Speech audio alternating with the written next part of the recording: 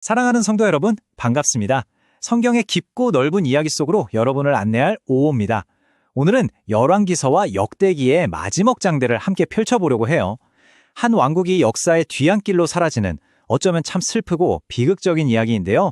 하지만 그 잿더미 속에서도 꺼지지 않는 하나님의 놀라운 은혜, 그리고 오늘에 살아가는 우리에게 꼭 필요한 겸손의 교훈을 발견하는 귀한 시간이 될 줄 믿습니다. 자, 그럼 저와 함께 그 시간 속으로 들어가 보실까요? 오늘 우리가 함께 나눌 말씀의 순서는 이렇습니다. 먼저 첫 번째 파트에서는 북이스라엘의 멸망으로 시작해서 남유다의 마지막 100년 역사를 숨가쁘게 한번 따라가 볼 거고요. 두 번째 파트에서는 그 격동의 시대를 살았던 왕들과 선지자들, 그 시대의 증인들을 한 명 한 명 좀 더 깊이 들여다볼 겁니다. 그리고 마지막으로는 이 모든 이야기 속에서 특별히 히스기야 왕의 인생 여정을 통해 오늘 우리에게 주시는 메시지는 무엇인지 되새겨보고 함께 마음 모아 기도로 마무리하겠습니다. 자, 그럼 먼저 북이스라엘 이야기부터 시작해 볼게요.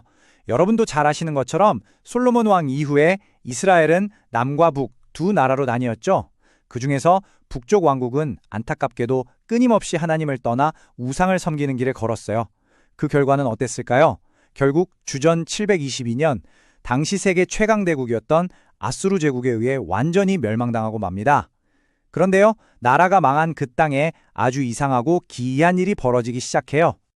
이게 무슨 말이냐면요. 어수르 제국은 식민지 정책이 아주 독특했어요. 원래 살던 사람들을 다 쫓아내고 제국의 다른 지역에 살던 이방 민족들을 강제로 이주시켜서 그 땅에 살게 한 거예요. 북이스라엘 땅, 그러니까 사마리아 지역이 여러 나라에서 온 이방인들로 가득 차게 된 거죠. 당연히 그 사람들은 이스라엘의 하나님, 여호와를 섬기는 법을 전혀 몰랐어요. 그런데 어느 날 갑자기 사나운 사자들이 나타나서 사람들을 막 물어 죽이기 시작하는 거예요. 하나님께서 이 땅의 진짜 주인은 나다! 하고 분명하게 보여주신 거죠. 이 소식을 들은 어스우 왕이 깜짝 놀라서 포로로 끌고 갔던 이스라엘 제사장 한 명을 급하게 다시 보내서 그들에게 여호와 하나님을 섬기는 법을 가르치게 합니다. 자, 그런데 여기서 문제가 생겨요. 이 이방 민족들이 사자에게 물려 죽을까봐 무서워서 여호와를 섬기기는 하는데요. 그렇다고 해서 자기들이 원래 섬기던 우상들을 버리지는 않은 거예요. 말하자면 여호와도 섬기고 자기네 신인 바알도 섬기고 아세라도 섬기고 온갖 신들을 다 섞어서 섬기는 말 그대로 종교 뷔페가 되어버린 거죠. 이것이 바로 신약시대에 예수님을 만났던 사마리아 여인이 있기까지 그 사마리아 지역에 깊이 뿌리내린 혼합주의 신앙의 안타까운 시작이었답니다. 자, 이제 시선을 남쪽으로 돌려서 유다 왕국을 한번 보겠습니다. 바로 곁에 있던 형제 나라 북이스라엘이 저렇게 허무하게 무너지는 걸 두 눈으로 똑똑히 지켜본 남유다는 과연 어떤 길을 걸었을까요? 남유다의 마지막 역사는요, 정말 이제 영적인 부흥과 끔찍한 타락을 오가는 롤러코스터 같았어요. 그리고 그 롤러코스터의 시작점에 아주 위대한 왕이 한 명 등장합니다. 바로 히스기야 왕입니다. 사실 그의 아버지는 아하스라는 왕이었는데 성전문을 닫아버리고 온갖 이방 우상을 끌어들였던 정말 악한 왕이었거든요. 그런 아버지 밑에서 자랐으니 뭘 보고 배웠을까 싶은데 정말 놀랍게도 히스기야는 왕이 되자마자 그의 조상 다윗의 길을 따라서 놀라운 개혁을 시작해요. 마치 칠흑같이 캄캄한 어둠 속에서 호련히 떠오른 샛별 같았죠.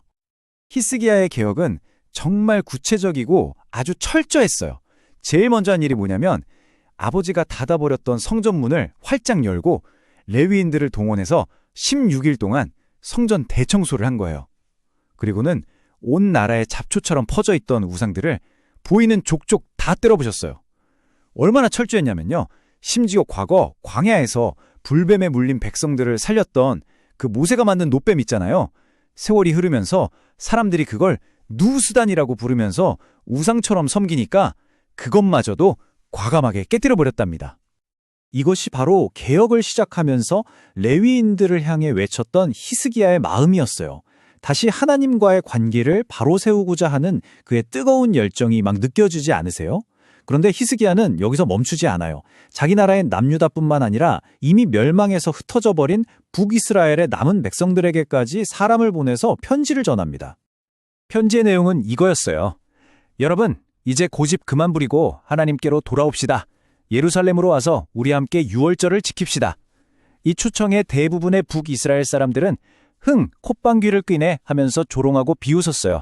하지만 그중 몇몇 사람들은 이 편지를 받고 마음이 움직여서 예루살렘으로 왔고요. 정말 오랜 세월 만에 남과 북이 함께 모여 하나님을 예배하는 눈물나게 감격적인 유월절을 지키게 되었답니다. 자, 이제 이 격둥의 시대를 살았던 왕들과 그들 곁에서 때로는 위로하고 때로는 그로즈나하게 하나님의 말씀을 외쳤던 선지자들을 좀 더 깊이 만나보려고 해요. 그들의 작은 선택 하나하나가 어떻게 나라 전체의 운명을 바꾸었을까요? 먼저 히스기야 왕의 통치 기간에 닥쳤던 가장 큰 위기 상황부터 한번 살펴보겠습니다. 히스기야의 놀라운 개혁이 한창 진행되던 바로 그때 세계 최강대국 아스루의 사네립 왕이 무려 18만 5천이라는 정말 상상도 할 수 없는 어마어마한 대군을 이끌고 유다를 침공합니다. 수도인 예루살렘이 포위된 정말 나라의 운명이 바람 앞에 촛불 같은 위기 앞에서 히스기야는 처음과 나중에 전혀 다른 두 가지 모습을 보여줘요. 처음에는요, 그가 할 수 있는 모든 인간적인 방법을 총동원했어요. 당시 또 다른 강대국이었던 이집트와 군사동맹을 맺어서 일종의 보험을 들어놓고요. 성 밖에 있는 댐을 다 막아서 적군은 물을 못 마시게 하고 성 안으로는 지하 터널을 파서 물을 끌어들이는 대규모 통옥공사를 벌였죠. 이게 바로 그 유명한 히스기야 터널이에요. 심지어는 성전 기둥에 입혀진 금까지 다 벗겨내서 아수르 왕에게 조공으로 바쳤습니다. 하지만 아스루는 그걸 받고도 만족하지 않고 예루살렘을 포위한 채 하나님을 조롱했어요. 네가 이집트를 믿어? 그거 썩은 지팡이야. 네가 믿는 그 하나님이 널 구원해 줄 것 같으냐? 하면서요. 자신이 세웠던 모든 계획과 노력이 다 실패로 돌아가자 히스기야는 비로소 모든 것을 내려놓고 성전으로 올라갑니다. 그리고 아스루 왕이 보낸 그 조롱과 모욕이 가득 담긴 편지를 하나님 앞에 쫙 펼쳐놓고 이렇게 기도했어요. 하나님, 저를 위해서가 아닙니다. 온 세상 모든 나라가 주님만이 홀로 하나님이신 줄 알게 하시려고 우리를 구원해 주십시오. 바로 그날 밤이었어요. 하나님의 천사가 아수르 진영에 가서 하룻밤 사이에 18만 5천 명을 쳤고 다음날 아침에 일어나 보니 모두 싸늘한 시체가 되어 있었습니다. 정말 놀라운 기적이었죠. 그런데 여러분, 이야기는 여기서 끝나지 않아요. 이 엄청난 기적적인 구원을 경험한 히스기야는 얼마 지나지 않아 죽을 병에 걸립니다. 그는 얼굴을 벽으로 향하고 눈물로 기도했고 하나님께서는 그의 생명을 무려 15년이나 연장시켜 주시는 놀라운 은혜를 베푸셨어요. 그런데 바로 이 가장 큰 은혜를 경험한 직후에 그의 인생에서 가장 치명적인 위기가 찾아옵니다. 그 위기는 바로 교만이었어요. 히스기야의 병이 나았다는 소식을 듣고 당시에 새롭게 떠오르던 강대국이었던 바벨론에서 축하 사절단이 찾아왔어요. 여러분, 이때가 어떤 기회였을까요? 바로 하나님을 자랑할 수 있는 절호의 기회였죠. 나를 죽을 병에서 살리신 분은 바로 여호와 하나님이십니다 라고 간증해야 했는데 히스기야는 그만 마음이 우쭐해져서 그들에게 자신의 보물창고와 무기고를 다 열어서 보여주면서 자랑하기에 바빴습니다. 보세요, 내가 이만큼 부자고 우리나라 군사력이 이렇게나 강합니다 하고 뽐낸 거죠. 이 교만한 모습을 보신 하나님께서는 이사야 선지자를 통해 정말 무서운 심판을 예언하십니다. 보아라, 네가 지금 자랑했던 그 모든 것을 훗날 바로 그 바벨론에게 다 빼앗기게 될 것이다. 이 끔찍한 예언을 들은 히스기야의 반응이 참 마음이 아프고 안타까워요. 그는 회개하기는커녕 그래도 제가 살아있는 동안에는 평안할 테니 그거 참 다행이네요 라고 말합니다. 앞으로 태어날 후손들이 겪게 될 고통을 생각하지 않고 당장 나의 안위만을 생각하는 이기적인 모습으로 그의 이야기는 아쉽게 끝을 맺습니다.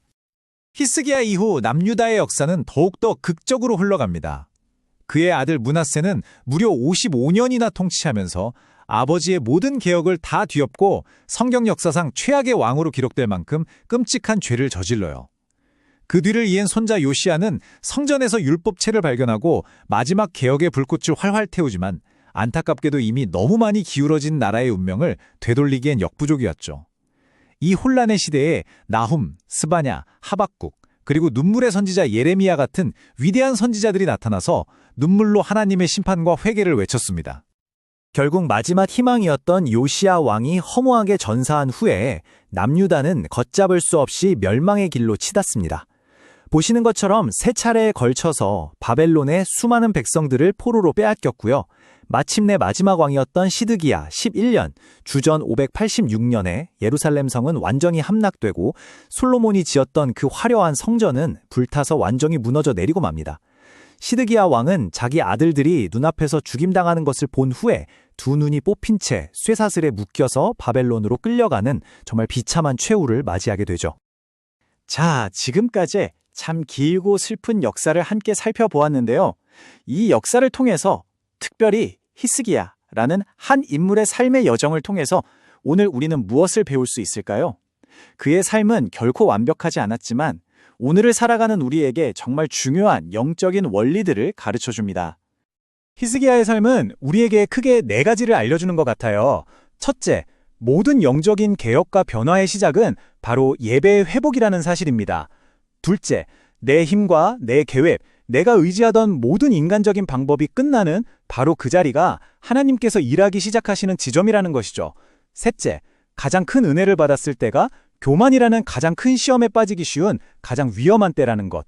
그리고 마지막으로 우리도 히스기야처럼 넘어지고 실수하지만 중요한 것은 완벽함이 아니라 넘어졌을 때 다시 하나님께로 돌아가려고 애쓰는 그 방향이라는 사실입니다. 이제 오늘 말씀을 정리해 보겠습니다. 이스라엘의 멸망 이야기는 단순히 오래전 한 나라의 실패한 역사가 아니에요. 그 가슴 아픈 이야기 속에는 시대를 초월해서 오늘 우리를 향한 하나님의 변함없는 메시지가 담겨 있습니다. 히스기야와 같은 시대에 활동했던 미가라는 선지자가 이렇게 선포했어요.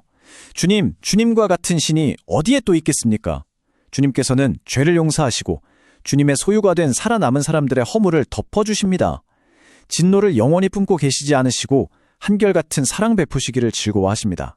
그래요. 하나님은 무서운 심판 중에도 긍휼을 잊지 않으시고 우리에게 자비 베풀기를 기뻐하시는 분이십니다. 이스라엘의 멸망은 그래서 끝이 아니라 새로운 언약을 향한 하나님의 놀라운 계획의 과정이었던 것이죠. 결국 이 길고 복잡한 역사를 통해서 하나님께서 우리에게 정말로 원하시는 것은 딱 한 가지였어요. 수천 마리의 양으로 드리는 화려한 제사가 아니라 바로 우리의 삶과 우리의 마음입니다. 우리의 일상 속에서 하나님의 정의를 실천하고 내 곁에 이웃을 사랑하며 그리고 가장 중요하게는 교만한 마음을 내려놓고 겸손하게 하나님과 함께 한 걸음 한 걸음 걸어가는 것. 이것이 바로 오늘 이 말씀을 통해 우리에게 들려주시는 하나님의 마음입니다. 이제 마지막으로 오늘 우리에게 주신 말씀을 마음에 깊이 새기면서 다 함께 마음을 모아 기도하는 시간을 갖겠습니다. 하나님 아버지, 우리는 히스기야처럼 연약하여 자주 넘어집니다. 큰 은혜 앞에 교만해지고 어려운 문제 앞에서 세상의 방법을 먼저 의지할 때가 많습니다. 주님, 우리를 불쌍히 여겨주옵소서. 넘어질지라도 다시 주님께로 방향을 돌이키는 믿음을 주시고 우리의 인생이 세상의 수많은 보험이 아니라 오직 하나님 한 분만이 가장 안전한 피난처임을 고백하게 하여 주옵소서. 날마다 겸손히 주님과 동행하는 기쁨을 누리며 살게 하여 주시옵소서. 예수님의 이름으로 기도드립니다. 아멘. 사랑하는 성도 여러분, 한 주간도 오늘 주신 말씀처럼 겸손히 주님과 동행하며 승리하는 복된 삶 사시기를 주님의 이름으로 축복합니다.